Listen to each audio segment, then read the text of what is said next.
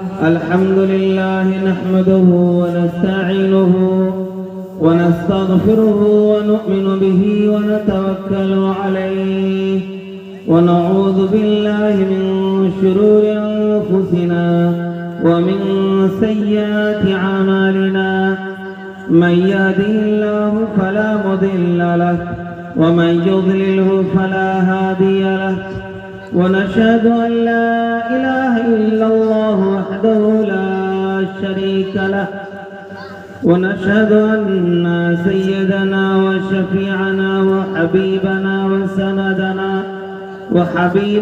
وسندنا ومولانا محمد وعلى آله وصحبه وأزواجه وذرياته وسلم تسليما كثيرا أما بعد قال الله تبارك وتعالى في كتابه العظيم أعوذ بالله من الشيطان الرجيم بسم الله الرحمن الرحيم يا أيها الذين آمنوا اتقوا الله حق تقاته ولا تموتن إلا وأنتم مسلمون قال النبي صلى الله عليه وسلم استحيوا من الله حق الحياء قلنا يا نبي الله إن لا نستحي والحمد لله قال ليس ذلك ولكن الاستحياء من الله حق الحياء أن تحفظ الرأس وما وعى وتحفظ البطن وما حوى وتتذكر الموت والبلاء ومن أراد الآخرة ترك زينة الحياة الدنيا إلى آخره أو كما قال عليه الصلاة والسلام. حضرات علماء کرام، دور دراز سے آئے ہوئے ہمارے مسلمان بھائیوں، نوجوان ساتھیوں، عزیز بچوں، پردہ نشین ماں اور بہنوں، آپ حضرات مغرب سے لے کر اب تک بہت ہی شاندار پروگرام سن رہے ہیں. مختلف علماء کرام نے مختلف موضوعات پر شاندار گفتگو کی ہے. امید ہے کہ وہ آپ بغور سنے ہوں گے اور انشاءاللہ فائدہ بھی ہوگا. آپ کے سامنے مجھے کچھ اہم باتیں پیش کرنی ہیں. جو حدیث میں نے پڑھی ہے اسی حدیث کی روشنی میں بات کروں گا. 6 باتیں ہوں گی. 6 باتوں کی تفصیل آپ کے سامنے پیش کروں گا انشاءاللہ. اور ہو سکتا ہے ان 6 باتوں میں کچھ باتیں وہ ہوں گی جو سماج میں بہت ہی خطرناک شکل اختیار کر رہی ہیں. بہت سارے لوگ ہو سکتا ہے کہ وہ اس میں مبتلا ہوں گے، وہ کر رہے ہوں گے، وہ شب و روز ان گناہوں میں ملوث ہوں گے. ہو سکتا ہے کہ ان کو جو بات میں کہنے جا رہا ہوں وہ ان کو ہو سکتا ہے کہ وہ بات لگے. اسی لیے آپ برا نہ مانیں، یہ ہماری مجبوری ہے. قرآن و حدیث آپ کے سامنے ہم بیان نہ کریں تو کہاں کریں؟ سماج میں جو برائی ہوتی ہے، جو برائی پنپتی ہے، اگر ان برائیوں کی نشاندہی ہم آپ کے سامنے نہ کریں تو کن کے سامنے کریں؟ اگر آپ بھی سننے کے لیے تیار نہیں ہوں گے تو پھر ماننے کے لیے تیار کب ہوں گے؟ جب سنیں گے تب مانیں گے. کیا بھائی یہی ہوگا نا؟ جب سنیں گے تب مانیں گے. اگر سنیں گے ہی نہیں تو ماننے کی صلاحیت بھی پیدا نہیں ہوگی. اگر برائی کو بتانا چھوڑ دیا جائے، برا کو برا کہنا چھوڑ دیا جائے تو پھر انسان برائی کرے گا، اسے احساس نہیں ہوگا کہ ہم برائی کر رہے ہیں. اسی لیے کچھ چبھتی ہوئی باتیں، کچھ چبھتے ہوئے سوالات ہوں گے. آپ گھبرائیں گے نہیں. کیوں؟ ہمارے کیے کرتوت ہوں گے جو میں آپ کے سامنے پیش کروں گا. کیونکہ ہماری تقریر سے چاہے وہ جامع مسجد 12 عیدگاہ کی سرزمین ہو یا جلسہ جلوس ہو، ہمارے بہت سارے مسلمان بھائی ہمارے تقریر سے بہت زیادہ وہ گھبراتے ہیں، ڈر محسوس کرتے ہیں کہ پتہ نہیں آج کیا کہیں گے۔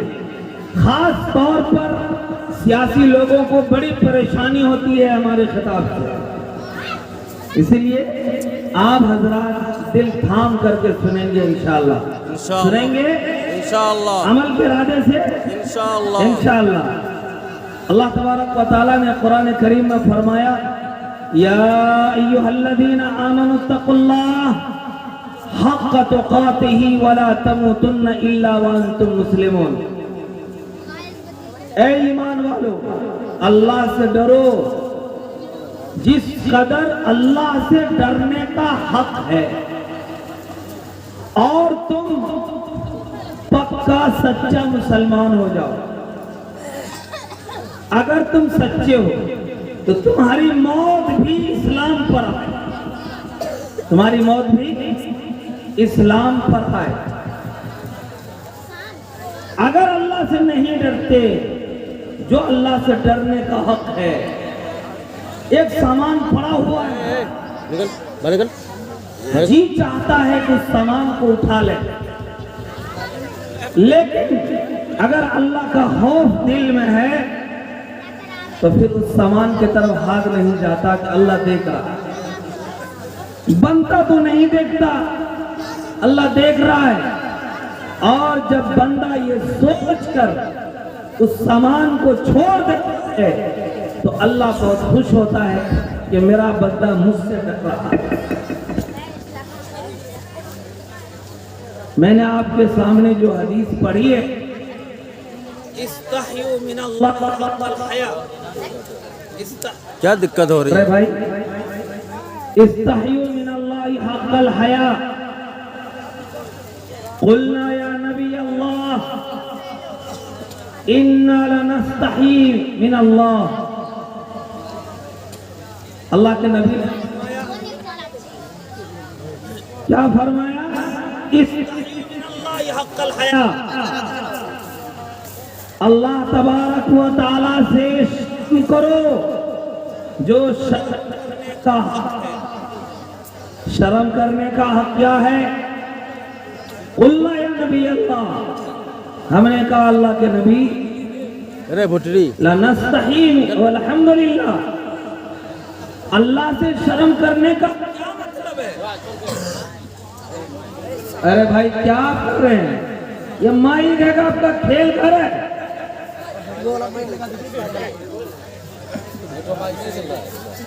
اس مائی کی آواز کی طرح آپ کا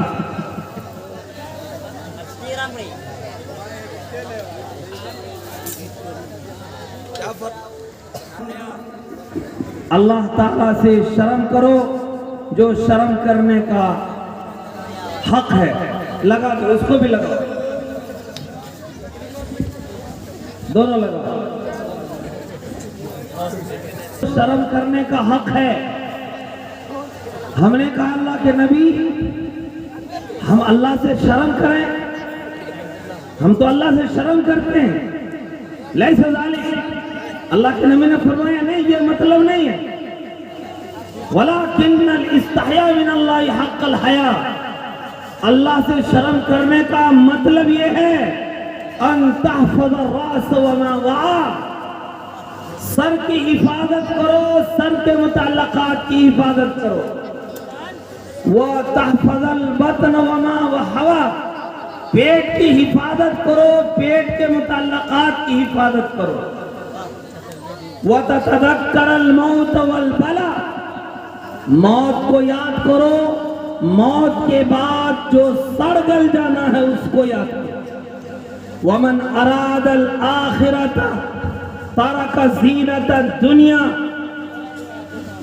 اور جو شخص آخرت کا ارادہ کرتا ہے دنیا کی زینت کو ترک کر دے، فمن فعل ذلک، جو شخص ایسا کرے گا، نستحیی من اللہ حق الحیا، گویا کہ اس نے اللہ سے شرم کیا۔ 6 باتیں آپ کے سامنے پیش کر رہا ہوں۔ سر کی حفاظت کرو، سر کے متعلقات کی حفاظت کرو۔ یہ سر ہے، سب کے جسم کے ساتھ وابستہ ہے۔ اس سر میں ایک دماغ ہے، اس دماغ کے ذریعے سے انسان نے اس کو بھی بنایا، انسان نے اس کو بھی بنایا، انسان نے اس کو بھی بنایا، انسان نے اسے بھی بنایا۔ یہ انسانی دماغ کی عکاسی ہے کہ انسانوں نے کیا بنایا؟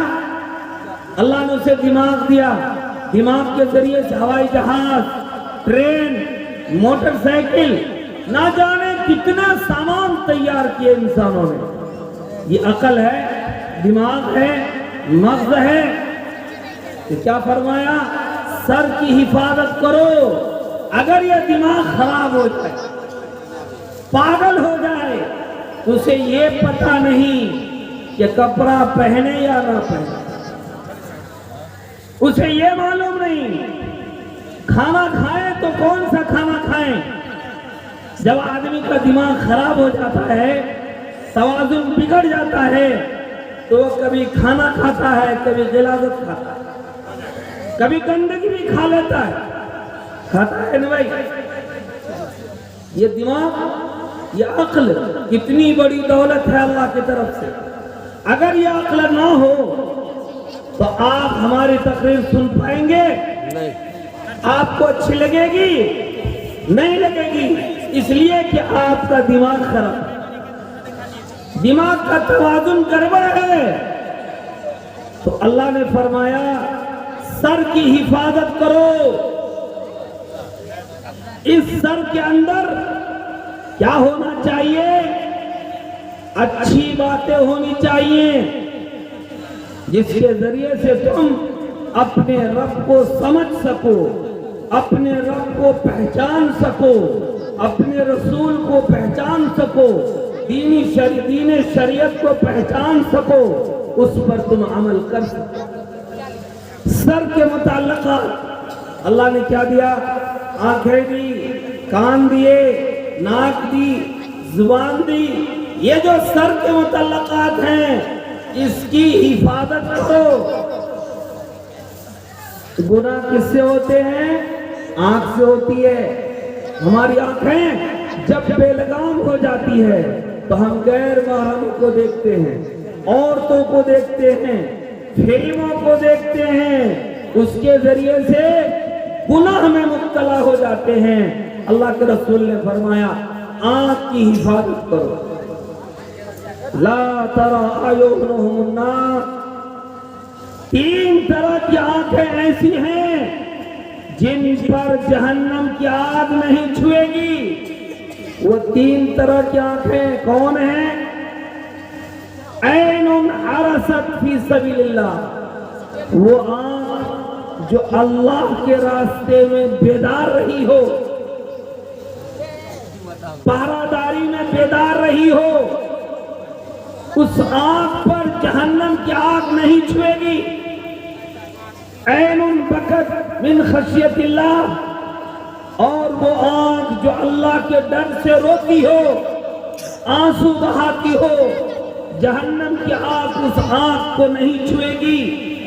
رات کی تنہائی میں بندہ مسجد جاتا ہے یا اپنے گھر کے کسی کونے میں مصلی بچھا کر 2 رکعت کی نیت باندھتا ہے اور اپنے رب کے سامنے کھڑا ہو کر نماز پڑھتا ہے۔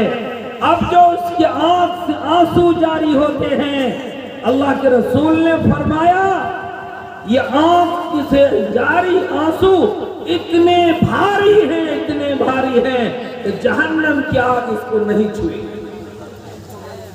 ہم لوگ اسے معمولی سمجھتے ہیں۔ تنہائی میں رہو، تنہائی میں رب کو یاد کرو، تنہائی میں اپنے خدا سے اس کے سامنے مانگو، دکھا کر نہیں۔ مسجد گئے، مسجد بھری ہوئی ہے، ہم سب کے سامنے رو رہے ہیں تاکہ لوگ دیکھیں کہ ماشاءاللہ رونے والا ہے، تاکہ لوگ نام کریں، تاکہ لوگ باہر میں تعریف کریں کہ فلاں صوفی صاحب، فلاں مولانا صاحب، فلاں حاجی صاحب اور زیادہ رونے والے ہیں۔ یہ رونا نہیں، وہ رونا جو صرف اللہ دیکھے، آپ کا رونا صرف اللہ دیکھے، آپ کے آنکھ سے جو آنسو جاری ہے اس پر صرف اللہ کو رحم آئے۔ یہ بندہ سارے لوگ سو چکے ہیں، پورا سناٹا چھایا ہوا ہے، ایک پرندہ بھی پر نہیں ہلا رہا ہے، ایک پرندے کی آواز بھی نہیں آ رہی ہے۔ اس وقت اگر وہ بندہ روتا ہے تو صرف اپنے رب کو راضی کرنے کے لیے روتا ہے۔ وہ آنسو اللہ کے نزدیک بہت قیمتی ہے، اس لیے فرمایا عین بکت من خشیت اللہ، وہ آنکھ جو اپنے رب کے ڈر سے آنسو بہاتی ہو جہنم کی آگ نہیں چھوئی۔ عین کفت عن محارم اللہ، اور وہ آنکھ جو غیر محرموں کو دیکھنے سے بچتی ہو۔ غیر محرم عورتیں راستے میں جا رہی ہیں، دروازے پر کھلم کھلا آ رہی ہیں، ہم نے نگاہوں کو نیچی کر لی۔ قل للمؤمنین یغضضن من ابصار، قل للمؤمنات یغضضن من ابصارہن ویحفظن فروجہن، اللہ نے فرمایا مومن عورتوں کے بارے میں کہ مومن عورتوں جب تم چلو راستے میں تو اپنی نگاہوں کو نیچی کر لو، اپنی شرمگاہ کی حفاظت کرو۔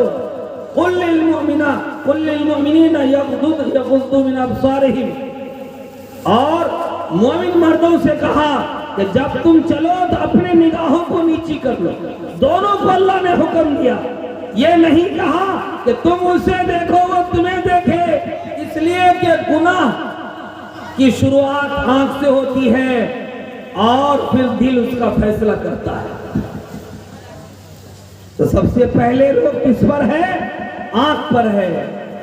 تو سر کی حفاظت کرو، سر کے متعلقات کی حفاظت کرو۔ سر کے متعلقات میں آنکھ ہے، زبان ہے، زبان کے ذریعے سے، اسی زبان کے ذریعے سے انسان جنت بھی جائے گا، اسی زبان کے ذریعے سے انسان جہنم بھی جائے گا۔ زبان سے آپ تلاوت کر رہے ہیں، زبان سے آپ ذکر اللہ کر رہے ہیں، زبان سے آپ تسبیح پڑھ رہے ہیں، زبان سے آپ قرآن پڑھ رہے ہیں، نماز پڑھتے ہیں تو زبان کو ہلاتے ہیں، تلاوت کرتے ہیں تو زبان کو ہلاتے ہیں، اچھی بات کرتے ہیں تو زبان کو ہلاتے ہیں، مسائل بیان کرتے ہیں تو زبان کو ہلاتے ہیں، اسی زبان کے ذریعے سے انسان جنت جائے گا۔ اگر گالی بکتے ہیں تو زبان سے، غیبت کرتے ہیں تو زبان سے، چغل خوری کرتے ہیں تو زبان سے، کسی کی ماں بہن کو گالی دیتے ہیں تو زبان سے، اسی زبان کے ذریعے سے جہنم بھی جائے گا۔ ارے بات سمجھ میں آ رہی ہے؟ جی، یہی زبان ہے آپ کو جنت بھی لے جائے گی، یہی زبان ہے جو آپ کو جہنم بھی لے جائے گی۔ اللہ کے رسول نے فرمایا سر کی حفاظت کرو، سر کے متعلقات کی حفاظت کرو۔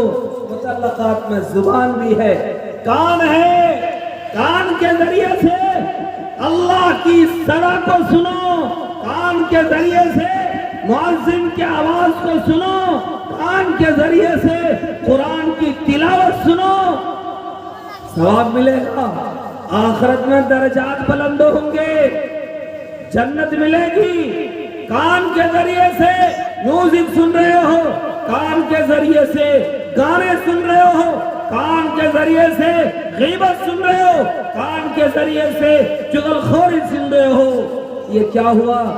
عذاب مبتلا ہو رہا ہے، گناہ میں مبتلا ہو رہا ہے، اپنے آخرت کو برباد کر رہا ہے۔ اسی لیے اللہ کے رسول نے فرمایا سر کی حفاظت کرو، سر کے متعلقات کی حفاظت کرو۔